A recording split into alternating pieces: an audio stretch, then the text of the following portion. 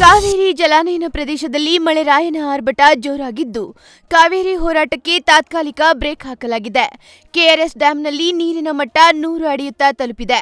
2 ದಿನದ ಹಿಂದೆ 92 ಅಡಿ ಇದ್ದ ನೀರಿನ ಮಟ್ಟ ಇದೀಗ 2 ದಿನದ ಅಂತರದಲ್ಲಿ 5 ಅಡಿ ನೀರು ಏರಿಕೆಯಾಗಿದೆ.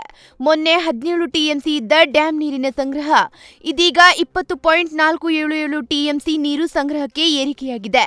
ಇದೇ ರೀತಿ ಮಳೆ ಮುಂದುವರೆದರೆ ಕೆಲವೇ ದಿನಗಳಲ್ಲಿ ಕೆಆರ್ಎಸ್ ಡ್ಯಾಂ ಭರ್ತಿಯಾಗಲಿದೆ. ಕೇರಳದಲ್ಲಿ ನಿರಂತರ ಮಳೆಯಿಂದಾಗಿ ಮೈಸೂರಿನ ಕಬಿನಿ ಜಲಾಶಯಕ್ಕೆ ಒಳಹರಿವು ಹೆಚ್ಚಳವಾಗಿದೆ. ಕಬಿನಿ ಡ್ಯಾಂ ಸಮೀಪದ ಬೀದರಹಳ್ಳಿ ಬ್ರಿಡ್ಜ್ ಮುಳುಗಡೆಯಾಗಿದ್ದು, ಕಬಿನಿ ಡ್ಯಾಂ ತುಂಬಲು ಕೇವಲ 1 ಅಡಿ ಬಾಕಿ ಇದೆ.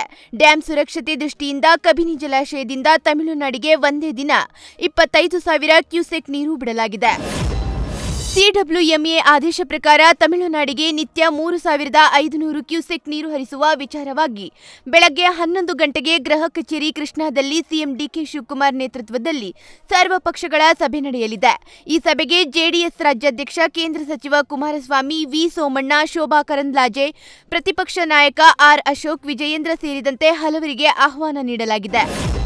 ಕೊಪ್ಪಳದಲ್ಲಿ ಮಾಜಿ ಸಚಿವ ಅಮರೇಗೌಡ ಬಯ್ಯಾಪುರ ಬಿಜೆಪಿ ವಿರುದ್ಧ ವಾಗ್ದಾಳಿ ನಡೆಸಿದ್ದಾರೆ. ವಿಜಯನಗರ ಕಾಲುವೆಗೆ ಈಗಾಗಲೇ ಕೃಷಿ ಉದ್ದೇಶಕ್ಕಾಗಿ ನೀರು ಹರಿಸಲಾಗಿದೆ ಎಂದು ಸ್ಪಷ್ಟಪಡಿಸಿದ್ದಾರೆ. ನೀರು ಬಿಡುವ ನಿರ್ಧಾರ ಅಧಿಕಾರಿಗಳ ವಿವೇಚನೆಗೆ ಸೇರಿದ್ದು, ಜಲಾಶಯದಲ್ಲಿ 37 ಟಿಎಂಸಿ ನೀರು ಇರುವುದರಿಂದ ಎಚ್ಚರಿಕೆಯಿಂದ ನಿರ್ಧಾರ ತೆಗೆದುಕೊಳ್ಳಲಾಗುತ್ತಿದೆ ಎಂದಿದ್ದಾರೆ.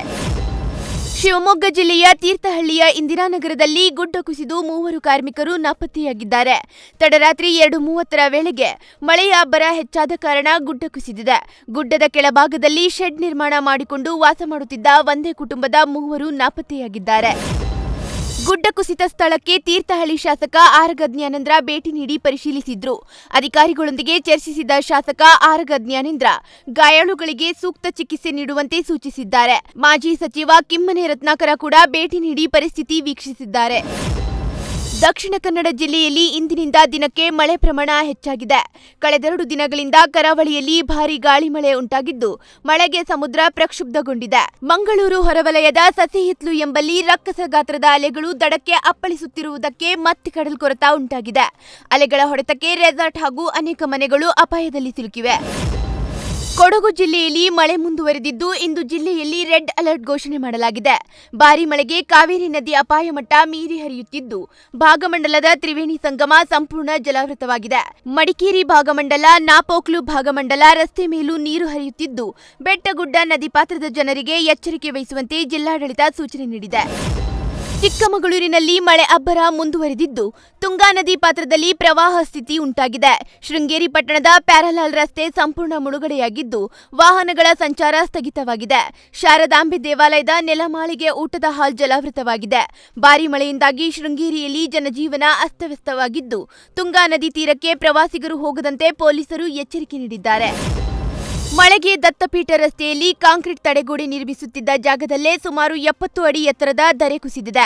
ಮತ್ತಷ್ಟು ದರೆ ಆಗಾಗ ಕುಸಿಯುತ್ತಿದ್ದ ಪರಿಣಾಮ ವಾಹನ ಸವಾರರು ಹಾಗೂ ಪ್ರವಾಸಿಗರು ಆತಂಕದಲ್ಲಿದ್ದಾರೆ. ಮಳೆ ಮಧ್ಯ ಕಾಮಗಾರಿ ನಡೆಯುತ್ತಿದ್ದರೂ ಪ್ರವಾಸಿಗರಿಗೆ ಯಾವುದೇ ನಿರ್ಬಂಧ ಹೇರಿಲ್ಲ. ಹೀಗಾಗಿ ಸಂಚಾರವನ್ನು ತಾತ್ಕಾಲಿಕ ನಿಷೇಧಿಸುವಂತೆ ಸ್ಥಳೀಯರು ಆಗ್ರಹಿಸಿದ್ದಾರೆ.